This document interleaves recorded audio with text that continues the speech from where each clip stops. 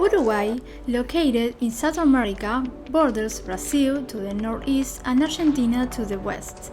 We are a small country with a population of more than 3 million people. Its capital, Montevideo, is the most populated city in the country, with 1.3 million inhabitants. The main economic activities in Uruguay are agriculture and livestock, along with tourism.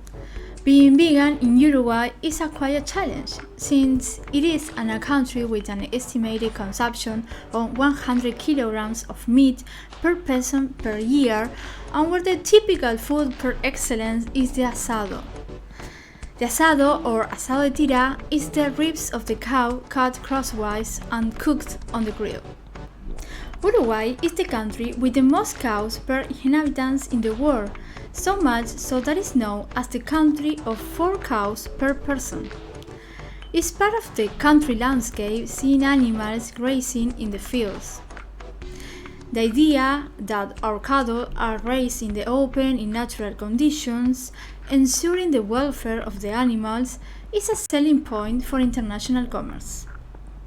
But in Uruguay, there is a minority that is growing exponentially, that believes that we can live in a more healthy and peaceful way without the need to use and exploit animals, taking the focus on animal welfare and starting to question animal exploitation, whether for food, clothing, entertainment, sport, etc.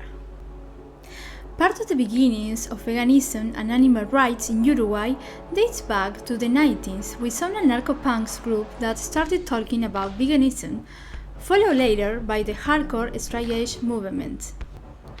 One of the first influential bands in Uruguay was Autonomy, and the first musical bands in our country to talk about animal liberation were Fun You Stupid, BDS, Victim of the Systems. Already in the mid-90s, the legendary boycott was held at McDonald's on October 16th, in which some groups spread the word through brochures and banners, and others directly by breaking windows at the fast food establishment located in the city center of Montevideo.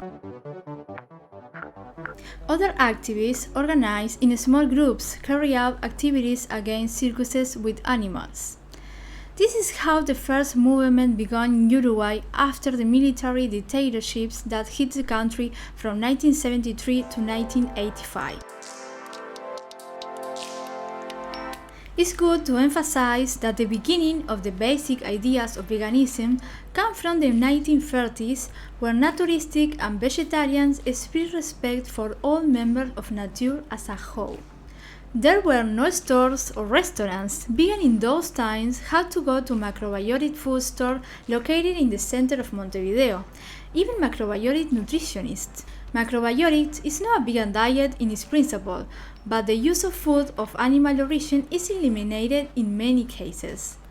Foods such as cereals, legumes, vegetables, fermented foods, and algae reign in their diet, depending on the biological needs of each person.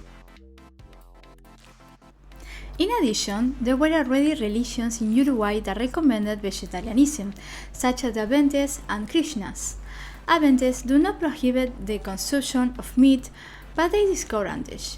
And in fact, more than the half of Adventists are vegetarians or vegans. The rest eat less meat than the general population.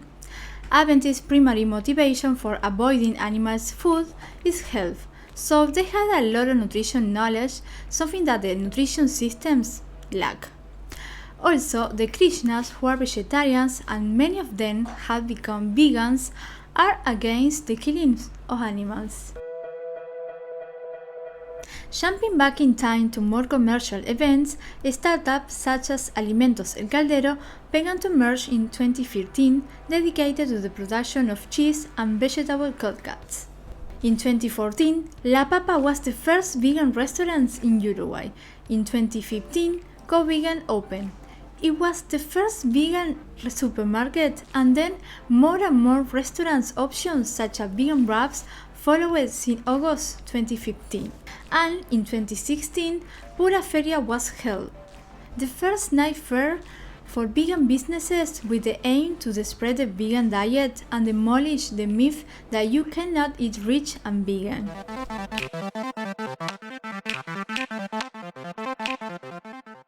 From 2017 onward, veganism was a boom, opening more and more products and frozen stores, more than 100% vegan stores, events, entrepreneurship fairs, and more vegan options in supermarkets such as Beyond Meat, Futura Burger, vegan cheeses like Biolai, Follow Your Heart, vegetable milks, mayonnaise, etc.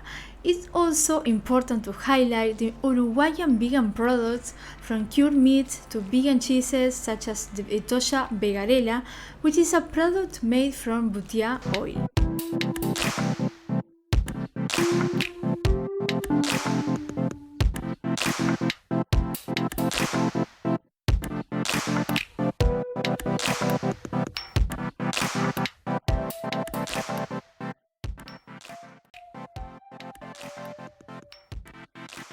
According to the Farmers, Vegetarians and Vegan Union of Uruguay, there are more than 120,000 vegetarians or vegans in the country. Thanks to the internet, information and images began to circulate that show slaughterhouses and what the industry doesn't want you to know. And that's reached young people and new generations thanks to the activism for animal liberation.